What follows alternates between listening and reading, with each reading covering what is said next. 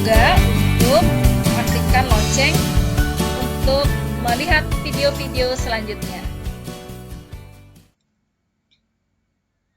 Assalamualaikum warahmatullahi wabarakatuh. Kali ini saya masih membahas tentang korosi. Kita masuk ke bagian kedua untuk membahas soal. Oke. Ya, soalnya adalah perhatikan percobaan korosi pada paku besi di bawah ini. Ya, ini kondisi pertama, kedua, ketiga, keempat, dan kelima. Pertanyaannya adalah paku yang mengalami korosi paling lambat. Ya, di sini kita perlu mengetahui faktor-faktor yang mempengaruhi korosi. Ya. Yang pertama, besi berada pada medium yang mengandung O2 dan H2O. Jadi ada oksigen dan air sekaligus, gitu ya. Yang kedua, besi bersentuhan dengan larutan asam atau garam. Berarti ini larutan elektrolit ya, adanya larutan elektrolit. Yang ketiga, besi berhubungan dengan logam lain. Nah, ini dihubungkan dengan deret volta. Apakah logam tersebut berada di sebelah kiri dari Fe atau di sebelah kanan Fe ya, dalam deret volta. Yang keempat, itu adalah temperatur. Oke, kita bahas satu persatu kondisi percobaan tadi. Ya, nah, yang pertama di sini dalam keadaan terbuka ya. Di sini berarti langsung berhubungan dengan udara, tetapi tidak ada air. Maka di sini karena dalam korosi itu syaratnya ada O2 dan H2O. Nah, ini akan lambat terjadi korosi untuk kondisi yang pertama. Yang kedua, kita lihat di sini terbuka ya, tabungnya dalam posisi terbuka. Nah, di sini ada air dan ada oksigen ya, di dalam air ini ya terlarut oksigen. Maka ini kondisi kedua ini korosi akan cepat terjadi. Oke. Yang ketiga kita lihat posisi terbuka ya, tabungnya posisi terbuka, tapi di sini ada minyak. Nah, minyak ini seolah-olah menutup ya, menutup oksigen. Tetapi di dalam air ini pun masih ada oksigen yang terlarut di dalam air gitu ya.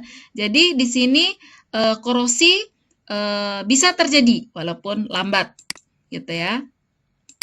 Oke, kita lihat yang keempat. Yang keempat, di sini besi dihubungkan dengan logam Mg. Nah, Mg itu berada di sebelah kiri besi dalam deret volta. Maka yang teroksidasi lebih dahulu adalah Mg-nya. Ya, Mg akan teroksidasi lebih dulu. Ya, tapi di sini kita lihat ada kawat. Ya, ternyata kawatnya dari Cu. Sedangkan Cu itu berada di sebelah kanan besi. Maka yang teroksidasi besi duluan gitu ya. Oke, di dalam deret volta ya Mg, Fe, Cu.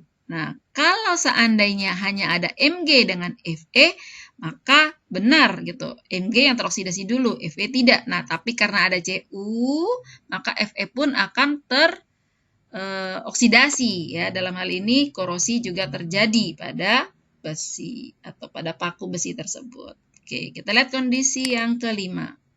Kondisi kelima, tabung ditutup ya. Di sini airnya pun air panas. Nah, jadi air kalau dipanaskan itu oksigen yang terlarut itu akan lebih sedikit ya, terkurangi oksigen yang terlarut ya.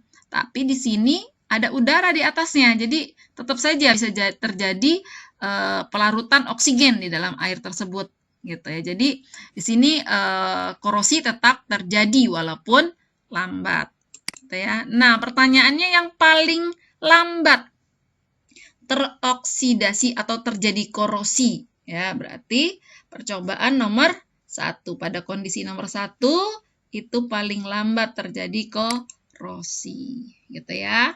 Kita lanjut ke soal yang kedua.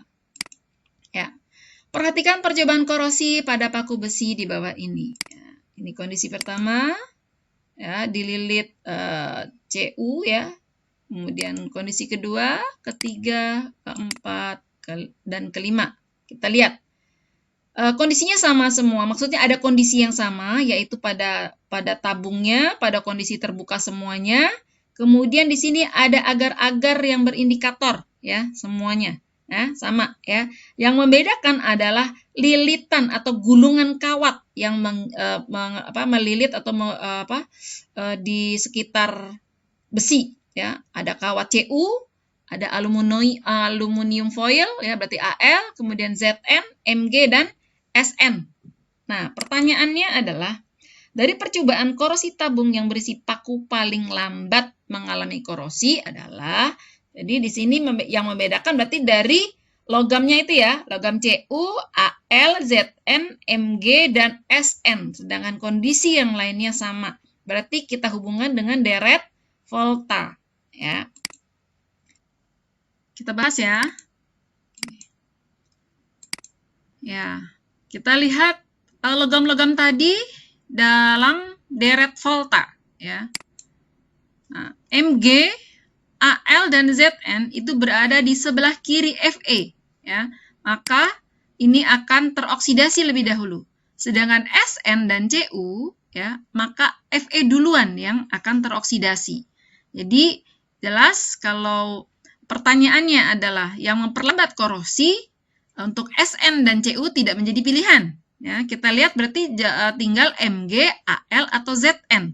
Nah, karena posisi semuanya ini ada di sebelah kiri Fe, maka yang kita pilih adalah yang paling kiri ya, dalam hal ini adalah Mg.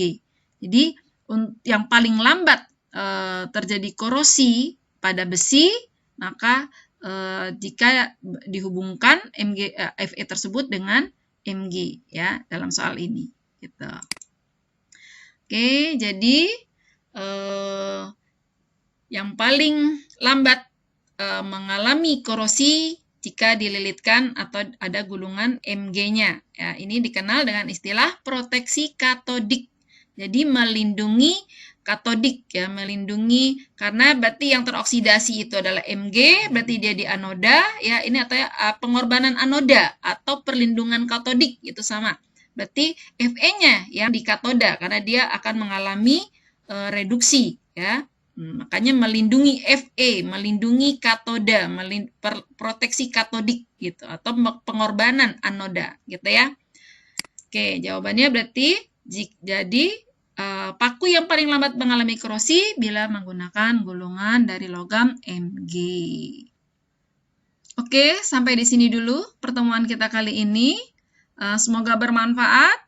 Sampai ketemu pada video-video berikutnya. Assalamualaikum warahmatullahi wabarakatuh.